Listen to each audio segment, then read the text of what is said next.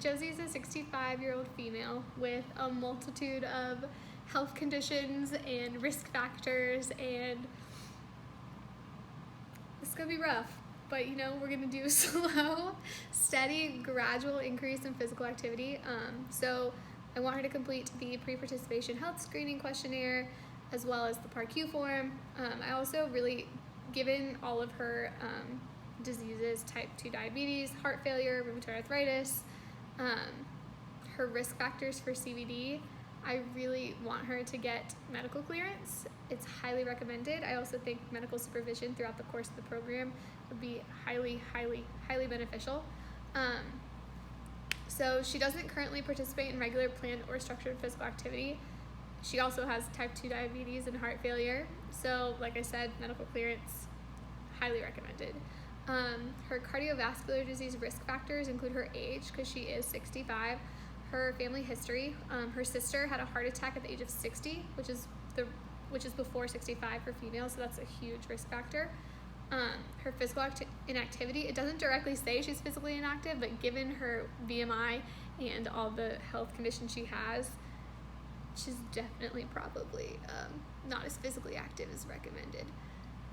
She has hypertension, high blood pressure. She's 156/95. The recommended is 140/90, below that, and she's not below that for sure. Dyslipidemia, her total cholesterol is at 210, which is borderline high. The recommended is anything less than 200.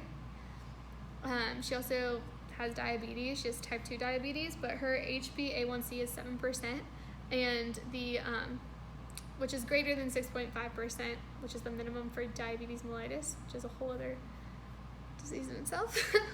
So, like I said, medical clearance for exercise, and honestly, medical supervision throughout the course of her program would be the most beneficial.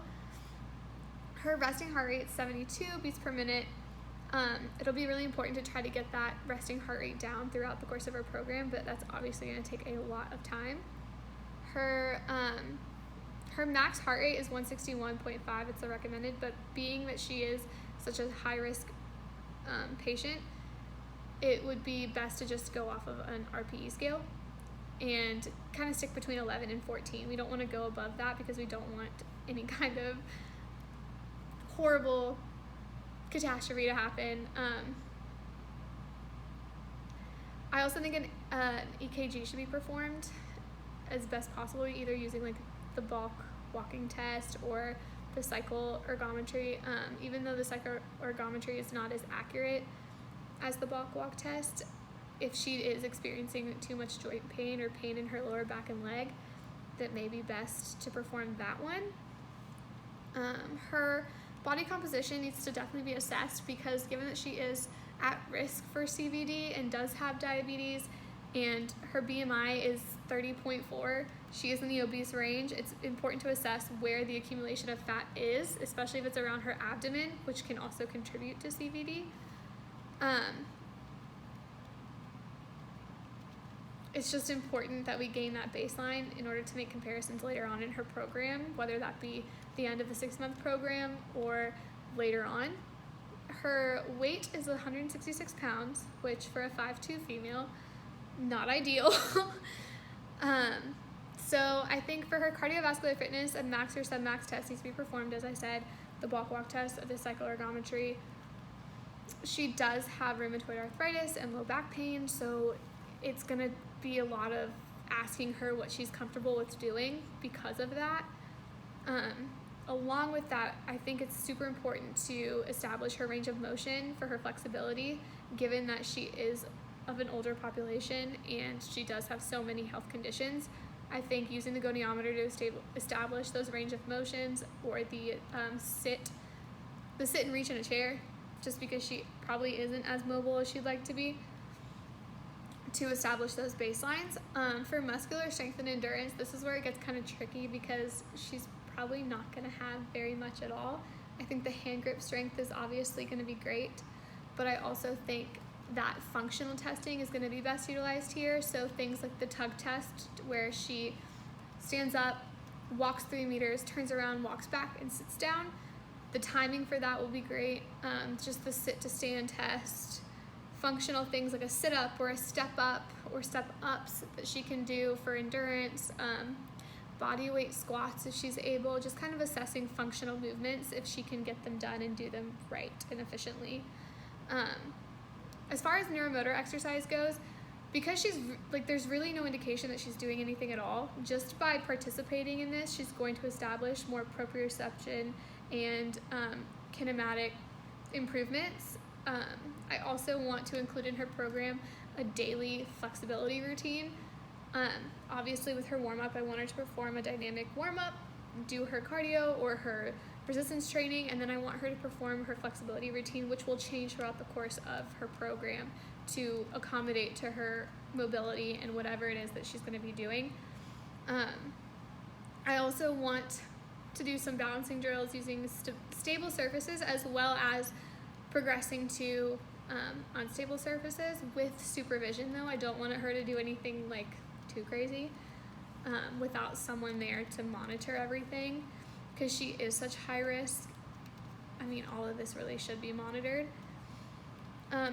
which is a huge precaution. And her limitations, being that she does have rheumatoid arthritis, it's likely that she's going to be in pain, and it's likely that she's going to have issues with her joints and her mobility.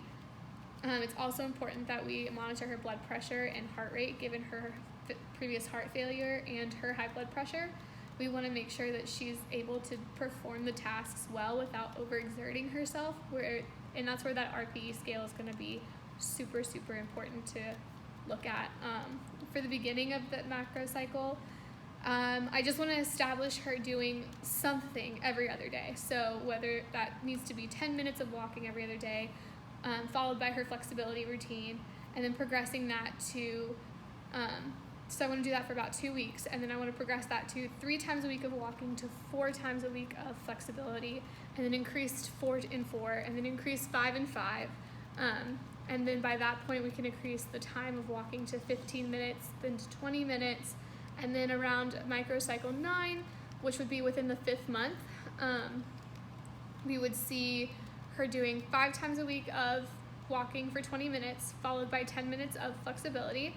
And then 1 time a week, I want her to do a resistance class, which would be about 20 minutes, depending on how her progression's looking with all of her vitals and things like that. I want, like I said, medical supervision is highly recommended, so making sure that they're keeping up with all of her progressions in that respect.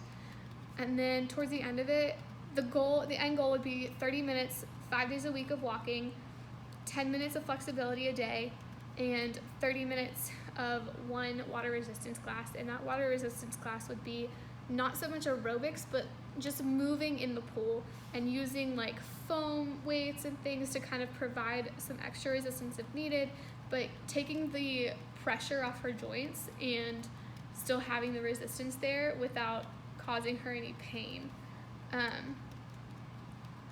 As time goes on, increasing the amount of time she's walking. That's the main thing I want to focus on here, because that's going to get her gait is going to get better, her overall cardiovascular fitness will improve, her daily physical activity expenditure is going to get higher. It's going to be slow and gradual, but that's what we need with such a high-risk patient.